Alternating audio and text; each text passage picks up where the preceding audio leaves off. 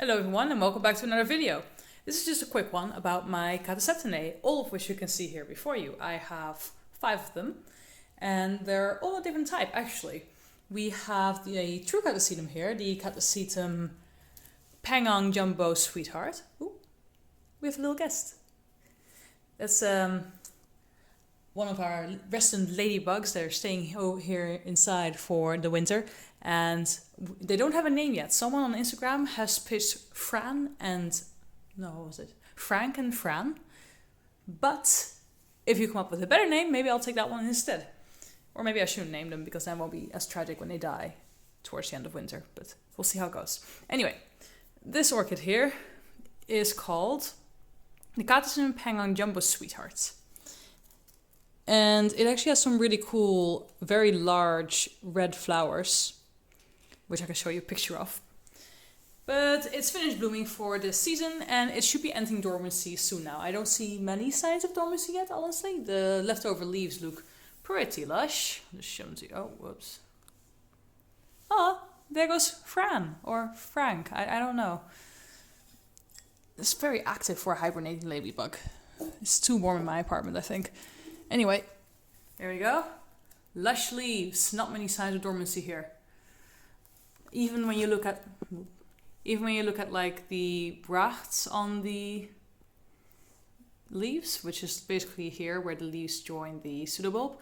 Apparently, if they go into dormancy, they become kind of yellowish, and these are not very yellowish yet. They're quite white actually. So it seems to be planning to holding on to its leaves for a while longer, which I'm fine with that. I personally don't really believe in forcing Catasetinae into dormancy.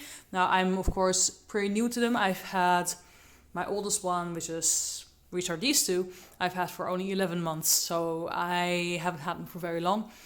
But yeah, I don't really believe in forcing them into dormancy or withholding water or anything like that, so I'm not going to do that. And it worked out fine for them last winter, so we'll see how it goes this winter. Probably fine. And next to that we have a Cycnoches, which has been labeled as the Cycnoches, don't laugh too loud, golden showers. However, I don't think this is actually true. I think that it's either a chloricylon or a Waxahachie, or however you pronounce that. I really should look up how to pronounce that. Probably a Waxahachie, because it doesn't look anything like the golden showers, really. And the difference between the chloricylon and the Waxahachie, I'm going to look it up 1 second. Okay, I could not find a proper source to figure out how to pronounce that really quickly. So I'm just going to go with Waxahachie. And if I'm wrong, I'm sure you'll tell me. Ooh, look, Frank has gone all the way down here now. Anyway, so what was I saying about Waxahachie? Right, so the difference between the Waxahachie and the chloricylon seems to largely be how the petals point, because in the chloricylon they kind of point towards the dorsal sepal, or with the lateral sepals. Either way, they kind of point up or down, and with the Waxahachie they kind of have more of a star shape where they point outwards. And as you can see from the photo I'll be putting up on the screen, mine has more of a star shape, so I'm going to go with Waxahachie. Anyway, the flowers are now fading, as you can see. They're pretty much all gone. They'll be dropping very soon. And then I suspect that it will go into dormancy until spring comes around and it'll push out a new growth. Which, that's just standard Catasetum stuff, really. Nothing interesting going on there. Then here we have my good old Wine Delight. This is Cycnodes Wine Delight Gem, which is an awarded cultivar of the Wine Delight. Here you go, it is in spike. It has 8 buds. 1, 2, 3, 4, 5, 6, 7, 8. Yes, 8 buds. So I can be looking forward to those beautiful waxy red flowers again very, very soon. And it will probably smell unpleasant to me. But that's alright, the flowers are beautiful enough, I will suffer the stank. So yeah, there's both a good thing and a bad thing about the Catasetinae group. They have strong, heavy scents, and if you like the scent, then that's great. But if it's a scent you don't like so much, it can be a bit of a bummer. But if you then take them out of direct sunlight to a shadier spot, it won't quite get as much sunlight to convert into energy, and the amount of scent it produces should go down. At least in my experience, it does make the smell less strong. So that's always nice. And that's what's going on with my Wine Delight.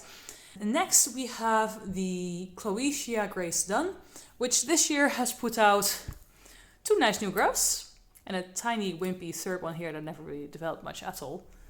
Yeah, not sure what to say about that. But these 2 growths look pretty good. I think they're not actually quite as big as previous growth. This is the growth it came with, together with these 2. These 3 growths is what it came with. And that is definitely, I think, a fatter growth than before. But we've got 2 pretty good big ones, and I think them combined really do make up for it. I'm hoping it will flower. I don't know if it will. I know that the season for Cloecias to flower is somewhere in January, February usually. They're relatively late flowering. But we will see. The fact that it's smaller than the original bulb doesn't really give me a lot of confidence. But other than that, it's healthy and it has a lot of roots. Here, I'll show you.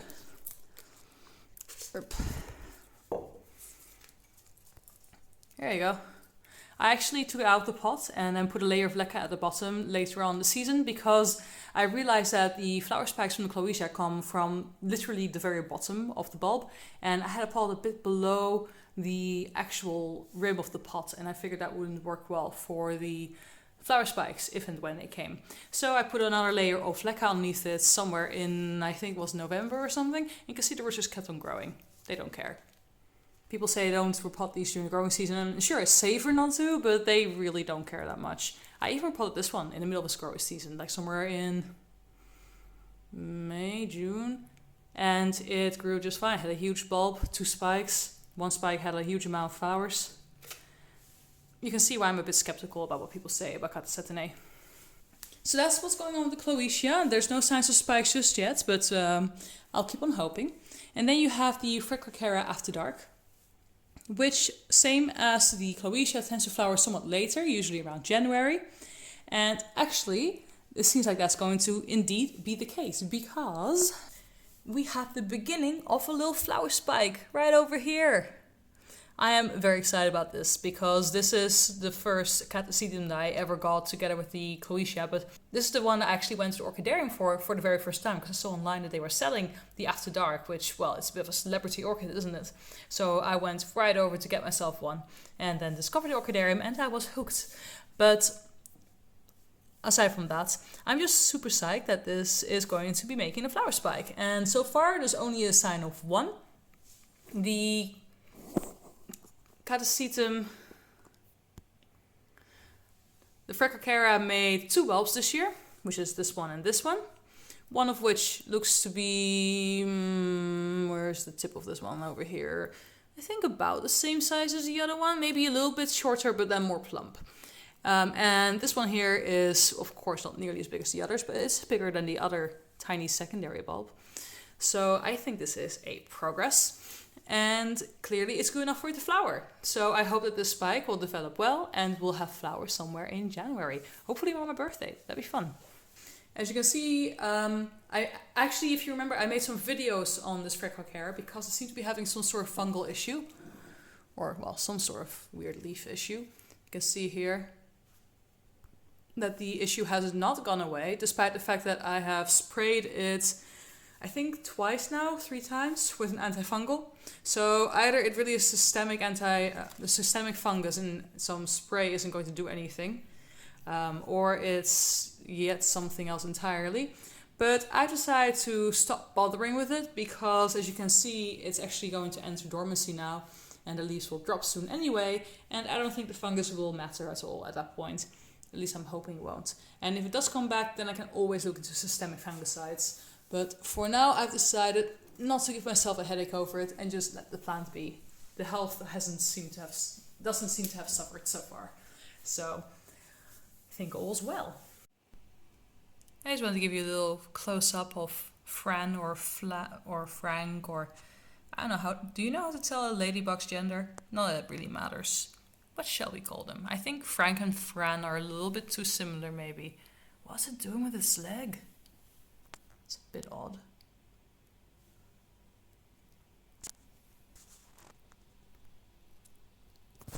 Hold on. Just gonna...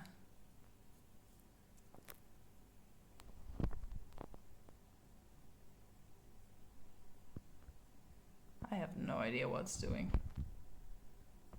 Oh well, that's just ladybug business. So that was just a quick update of all my Catasetinae. Which ones are going to dormancy, which ones are getting ready to bloom, which ones are dropping the flowers. And for now, they'll slowly be going into the dormancy probably. Usually they go into dormancy, not in every environment, but in most environments they do. And at that point, a lot of people withhold watering. I personally don't like the idea of withholding water entirely. I don't like when the pseudobulbs get wrinkly. I like when they're nice and plump like this. You see that shine? I want to keep that shine. So I am going to be watering them anyway. Sure, with a reduced amount, but I'm not going to keep them dry. So I'll let you know how that goes. It's what I did to these two over the last winter, and they went just fine. But of course, that's not really evidence for anything. That's very anecdotal. But I'll just keep doing it with my other Catasetinae as well, and we'll see how it goes. I personally think that keeping them somewhat at least moist during the winter is a good idea for people with relatively low humidities. Because like when you have Fred Clark's advice of keeping them completely dry until the roots have gone, 8 inches into the pot. Maybe that works great in his humid greenhouse, but I'm not quite sure about living rooms where a lot of people grow their orchids. At least I know for a fact that it did not cause my roots to stop growing or my orchids to rot. But I'll make a different video on that someday about what I think are myths of growing Catasetinae orchids. But for now, this is all I wanted to show you. If you like this video, go ahead and give it a thumbs up. If you didn't, then go ahead and give it a thumbs down. And if you have any suggested names for my little new pets over here, go ahead and leave your suggestions down in the comments. And if you want to see more videos from me in the future, go ahead and click that subscribe button. So I'll see you guys next time. Bye!